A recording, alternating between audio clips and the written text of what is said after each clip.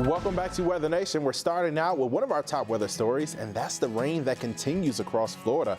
Take a look at this video from Wednesday showing the heavy rain and the lightning impacting Key West, Florida. And we were talking about rain not only in the Keys, but also across Florida and into parts of the south and southeast and even into the central region. Take a look at this thunderstorm cloud billowing up in the sky, also taken on Wednesday, showing you how active weather was.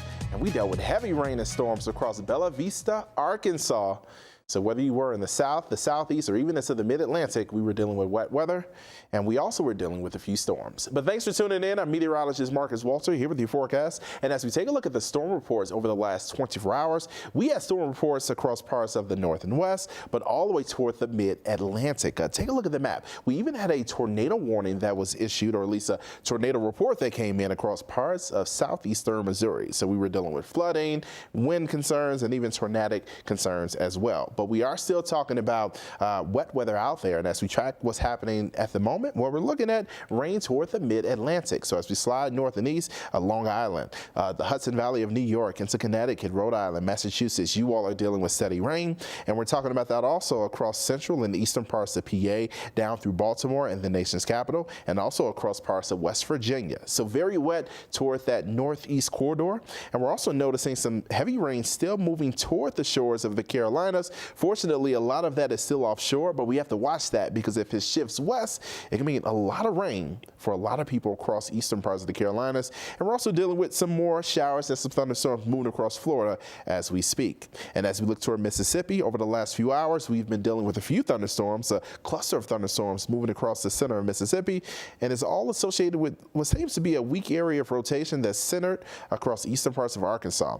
On the northern side of that rotation, we're dealing with rain and even some lightning. So we still have active weather out there. And for places like Denver, we're watching out for storms for later on today. Now we're talking about isolated severe storms, some of which could produce damaging wind and hail. But as we take a look at a wider view, we're talking about a greater threat for storms farther north of Denver into parts of Nebraska and also across southern parts of North Dakota, as well as severe weather concerns across parts of northern Texas as well. So that slight risk is out there for today in those two areas. And we're talking about another round of severe weather on the way as we head toward Friday, especially across eastern parts of Colorado. And this time we're covering a lot more of the Denver metro area with those storm chances, also much of Nebraska and much of Kansas down into parts of Oklahoma.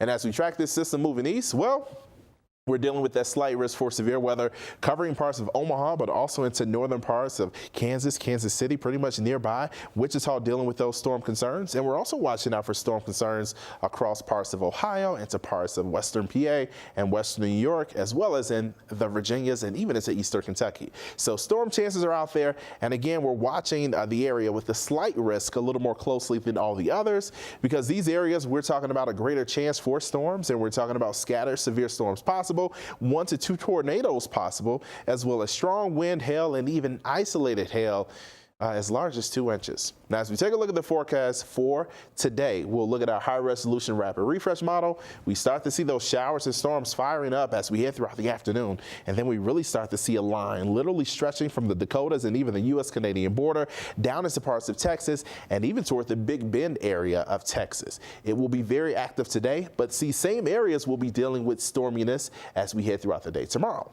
Now, the reason for this is we have a big trough that's more or less setting up across the western United States. We'll have a surface area of low pressure developing across the Rockies. We'll have a disturbance moving in from Canada, and we'll also have an area of low pressure with a trough situated across parts of Texas and this stationary front. And all of that will work to bring a lot of activity around the front range of the Rockies. And again, that activity includes the threat for severe storms, but also hail, damaging wind, and even some isolated tornadoes. Eventually, the energy that's moving out of the Rockies, that starts to form an area of low pressure, and that leads to more activity, again, more severe storms on the way for Friday, and then again for Saturday. So wet weather definitely in the forecast, and depending on where we get those storms, we can get some pretty incredible likely amounts of rain as well, and even hail. As we take a look at the forecast for Denver, we are talking about, again, clouds and sun out there, but some storm chances nearby, and then storms more likely for Friday and even into Saturday. Now, that was a look at the severe weather concerns. Take a look at Fort Myers or Fort Lauderdale, Florida. We are talking about the rain that will continue across your region today. Stay tuned.